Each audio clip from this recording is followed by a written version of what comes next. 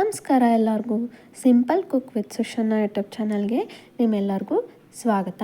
ಇವತ್ತು ನಾನು ಸಿಂಪಲ್ಲಾಗಿ ಆದಷ್ಟು ಬೇಗ 15-20 ನಿಮಿಷದಲ್ಲಿ ಹೇಗೆ ಮೆಂತ್ಯ ಬಾತನ್ನ ಮಾಡ್ಬೋದು ಅನ್ನೋದನ್ನು ನಿಮಗೆ ತಿಳಿಸ್ಕೊಡ್ತಾ ಹೋಗ್ತೀನಿ. ಶೇರ್ ಮಾಡಿ, ಸಬ್ಸ್ಕ್ರೈಬ್ ಮಾಡಿ ಮತ್ತು ನನಗೆ ಕಮೆಂಟ್ ಮಾಡಿ, ಹೀಗೆ ಸಪೋರ್ಟ್ ಮಾಡಿ. ನಾನಿಲ್ಲಿ 1 ಹಿಡಿಯಷ್ಟು ಮೆಂತ್ಯ ಸೊಪ್ಪು ತೊಗೊಂಡಿದ್ದೀನಿ.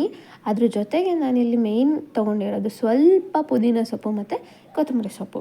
ಇನ್ನು ಮಿಕ್ಕಿ ತರಕಾರಿಗಳೆಲ್ಲ ಹೆಚ್ಕೊಂಡು ನಿಮಗೆ ತೋರಿಸ್ತಾ ಹೋಗ್ತೀನಿ ಏನೇನು ಹೆಚ್ಕೊಂಡಿದ್ದೀನಿ ಅಂತ. ಇಲ್ಲಿ ನಾನು ಈರುಳ್ಳಿ, ಅದಾದಮೇಲೆ ನಾನು ತೊಗೊಂಡಿರೋದು ಕ್ಯಾಪ್ಸಿಕಮ್ ಸುಮ್ಮನೆ ಜಸ್ಟ್ ಒಂದು ಅರ್ಧ ಅಷ್ಟೇ ತೊಗೊಂಡಿರೋದು. ಟೊಮೊಟೊ ಮತ್ತು ಚಿಲ್ಲಿ, ಇಷ್ಟೇ ಇಂಗ್ರೀಡಿಯೆಂಟ್ಸ್ನ ತೊಗೊಂಡಿರೋದು. ಇದ್ರ ಜೊತೆಗೆ ನಮಗೆ ಮೇಯ್ನ್ ಬೇಕಾಗಿರೋದೇನಪ್ಪ ಅಂತಂದರೆ ಶುಂಠಿ ಮತ್ತು ಬೆಳ್ಳುಳ್ಳಿ ಪೇಸ್ಟ್. ಸೊ ಅದಕ್ಕೋಸ್ಕರ ನಾನು ಜಚ್ಕೊಳ್ಳೋಕ್ಕೆ ತೊಗೊಂಡಿದ್ದೀನಿ. ಈಗ ನಾನು ಕುಕ್ಕರ್ ಒಳಗಡೆ 3-4 ಸ್ಪೂನಷ್ಟು ಎಣ್ಣೆ ಹಾಕ್ತಾಯಿದ್ದೀನಿ. ಅದು ಸ್ವಲ್ಪ ಕಾದಿದ ತಕ್ಷಣ ನಾನಿಲ್ಲಿ ಜೀರಿಗೆ ಫಸ್ಟ್ ಹಾಕ್ತಾ ಇರೋದು, ಯಾಕೆಂದರೆ ಸ್ವಲ್ಪ ಜೀರಿಗೆ ಸ್ಮೆಲ್ ಚೆನ್ನಾಗಿ ಬರುತ್ತೆ ಅನ್ನೋದಕ್ಕೋಸ್ಕರ ನಾನು ಜೀರಿಗೆ ಹಾಕ್ತಾಯಿದ್ದೀನಿ. ನಂತರ ನಾನು ಹಾಕ್ತಾ ಇರೋದು ಸಾಸಿವೆ ಹಾಕ್ತಾಯಿದ್ದೀನಿ. ಸಾಸಿವೆ ಸಿಡಿತಾ ಇದೆ ಅನ್ಬೇಕಾದ್ರೆ ನೀವೇನು ಮಾಡಿ, ಕರಿಬೇವನ್ನ ಹಾಕ್ಕೊಳ್ಳಿ.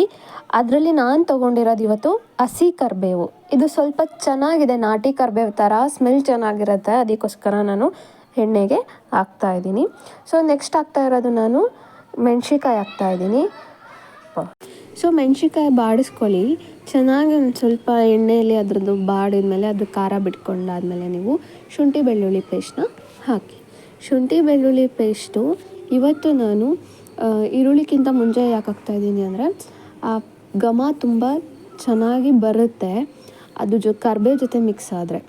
ಇವಾಗ ನಾನು ಈರುಳ್ಳಿ ಹಾಕ್ತಾಯಿದ್ದೀನಿ. ಈ ಈರುಳ್ಳಿ ಹಾಕಿದಾದ್ಮೇಲೆ ಅದು ಗೋಲ್ಡನ್ ಬ್ರೌನ್ ಬರೋ ತನಕ ಸ್ವಲ್ಪ ನೀವು ಕೈ ಆಡ್ಕೊತ ಹೋಗಿ. ಯಾಕೆ ಅಂದರೆ ಅದು ಬೇಗ ಗೋಲ್ಡನ್ ಬ್ರೌನ್ ಬರಬೇಕಲ್ವ, ಸೊ ಹಾಗಾಗಿ. ನೆಕ್ಸ್ಟು ನಾನು ಕ್ಯಾಪ್ಸಿಕಮ್ ಹಾಕ್ತಾಯಿದ್ದೀನಿ. ಈ ಕ್ಯಾಪ್ಸಿಕಮ್ ಕೂಡ ಅಷ್ಟೇ, ಅದು ಒಂದು ಸ್ವಲ್ಪ ಗಟ್ಟಿ ಇರೋದ್ರಿಂದ ಅದನ್ನು ಸ್ವಲ್ಪ ಬೇಯ್ಕೊಳ್ಳಿ. ಅದು ಚೆನ್ನಾಗಿ ಬೆಂದಾದಮೇಲೆ ನೀವು ಅದಕ್ಕೆ ಟೊಮೊಟೊ ಹಣ್ಣು ಹಾಕಿ. ಈ ಟೊಮೊಟೊ ಹಣ್ಣು ಸ್ವಲ್ಪ ತೊಗೊಳ್ಳಿ, ಜಾಸ್ತಿ ಹಾಕಬೇಡಿ. ನಾನಿಲ್ಲಿ ತೊಗೊಂಡಿರೋದು 1 ಟೊಮೊಟೊ ಹಣ್ಣು. ಸೊ ನೆಕ್ಸ್ಟ್ ಎಲ್ಲ ಹಾಕ್ತಾಯಿದ್ದೆಪ್ಪ ಅಂತಂದಾಗ ಅದೆಲ್ಲ ಮಿಕ್ಸ್ ಆಗಿದೆ ಅಂದಾಗ ನಾನಿಲ್ಲಿ ಪುದೀನ ಸೊಪ್ಪನ್ನ ಹಾಕ್ತಾಯಿದ್ದೀನಿ. ಪುದೀನ ಸೊಪ್ಪು ಹಾಕಿದ್ದಾದಮೇಲೆ ಆ ಪುದೀನ ಫ್ಲೇವರ್ ಎಣ್ಣೆಯಲ್ಲಿ ಹೀರ್ಕೊಂಡು ಅದೊಂದು ಸ್ವಲ್ಪ ಮೆತ್ತಗೆ ಆದಮೇಲೆ ನೀವು ಉಪ್ಪು ಹಾಕ್ಕೊಳ್ಳಿ. ಉಪ್ಪು ನಾನಿಲ್ಲಿ 1-1.25 ಸ್ಪೂನಷ್ಟು ಹಾಕ್ತಾಯಿದ್ದೀನಿ. ಅಷ್ಟರೊಳಗಡೆ ಅದೆಲ್ಲ ಚೆನ್ನಾಗಿ ಮಿಕ್ಸ್ ಆಗಲಿ. ನಾವಿವಾಗ ಮೆಂತ್ಯ ಸೊಪ್ಪನ್ನ ಕಟ್ ಮಾಡ್ಕೊಳ್ಳೋಣ. ಮೆಂತ್ಯ ಸೊಪ್ಪನ್ನ ಸಣ್ಣದಾಗಿ ನಾನು ತೊಳೆದ್ಬಿಟ್ಟು ಕಟ್ ಮಾಡ್ಕೊತಾ ಇದ್ದೀನಿ. ಈ ಕಟ್ ಮಾಡ್ಕೊಂಡಿರ್ತಕ್ಕಂಥ ಸೊಪ್ಪನ್ನ ನಾನೀಗೇನು ಮಾಡ್ತಾಯಿದ್ದೀನಿ, ತರಕಾರಿ ಜೊತೆ ಮೆಂತ್ಯ ಸೊಪ್ಪನ್ನ ಹಾಕ್ತಾಯಿದ್ದೀನಿ. ಮೆಂತ್ಯ ಸೊಪ್ಪು ಹಾಕಿದ ಮೇಲೆ ಚೆನ್ನಾಗಿ ನೀವು ಕೈ ಆಡಬೇಕು, ಯಾಕೆಂದರೆ ಮೆಂತ್ಯ ಸೊಪ್ಪಿನ ಘಮ ಹೋಗಬೇಕಂದ್ರೆ ಹಸಿ ವಾಸನೆ ಹೋಗಬೇಕು. ಆ ಟೈಮಲ್ಲಿ ನೀವು ಸ್ವಲ್ಪ ಅರಿಶಿನ ಪುಡಿ ಹಾಕ್ಕೊಳ್ಳಿ. ಸೊ ಅದಾದಮೇಲೆ ನೀವು ಅರ್ಧ ಚಮಚ ಧನಿಯಾ ಪುಡಿ ಹಾಕ್ಕೊಳ್ಳಿ. ಇದು ನಂತರ ನಾನು 1/4 ಚಮಚದಷ್ಟು ಗರಂ ಮಸಾಲ ಹಾಕ್ತಿದ್ದೀನಿ. ಇಲ್ಲಿ ನಾನು ಜಾಸ್ತಿ ಮಸಾಲ ಯೂಸ್ ಮಾಡ್ತಾಯಿಲ್ಲ. ಚೆನ್ನಾಗಿ ನೀವು ತರಕಾರಿಗಳನ್ನೆಲ್ಲ ಫ್ರೈ ಆಗೋಕ್ಕೆ ಬಿಟ್ಟಾದಮೇಲೆ ಕೈ ಆಡ್ಕೊಂಡಾದಮೇಲೆ ಫೈನಲಾಗಿ ಲಾಸ್ಟಲ್ಲಿ ನಾನು ಹಾಕ್ತಾ ಇರೋದು ಕೊಬ್ಬರಿ. ಇದು ಹಸಿ ಕೊಬ್ಬರಿ, ತುರಿದಿರೋ ಕೊಬ್ಬರಿ ಹಾಕ್ತಾಯಿದ್ದೀನಿ. ಇದಾದಮೇಲೆ ನೀವು ಏನು ಮಾಡಬೇಕು ಅಂತಂದರೆ, ನಾವೆಷ್ಟು ಅಕ್ಕಿ ತೊಗೊಂಡಿರ್ತೀವೋ ಅದರ 2ರಷ್ಟು ಅಥವಾ ಸ್ವಲ್ಪ ಜಾಸ್ತಿಯಷ್ಟು ನೀರು ಹಾಕಬೇಕು. ನಾನಿಲ್ಲಿ ರೈಸ್ನ ಯೂಸ್ ಮಾಡಿರೋದ್ರಿಂದ ನಾನು 2.25 ಲೋಟದಷ್ಟು ನೀರು ಹಾಕ್ತಾಯಿದ್ದೀನಿ.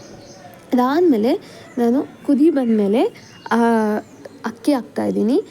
ಅಕ್ಕಿ ಹಾಕ್ಬಿಟ್ಟು ಚೆನ್ನಾಗಿ ಮಿಕ್ಸ್ ಮಾಡಿದಾದಮೇಲೆ ನೀವೇನು ಮಾಡಿ, ಕೈ ಆಡಿಬಿಟ್ಟು ಒಂದ್ಸರಿ ಉಪ್ಪು ರುಚಿ ಇದೆನೋ ಇಲ್ಲೋ ಅಥವಾ ಏನು ಕಡಿಮೆ ಆಗಿದೆ ಅಂತ ಒಂದ್ಸರಿ ನೀವು ನೋಡಿಬಿಟ್ಟು ಫೈನಲಾಗಿ ಕೊತ್ತಂಬರಿ ಸೊಪ್ಪನ್ನ ಹಾಕಿಬಿಟ್ಟು ಇನ್ನೊಂದು ಸಾರಿ ಕೈ ಆಡಿ.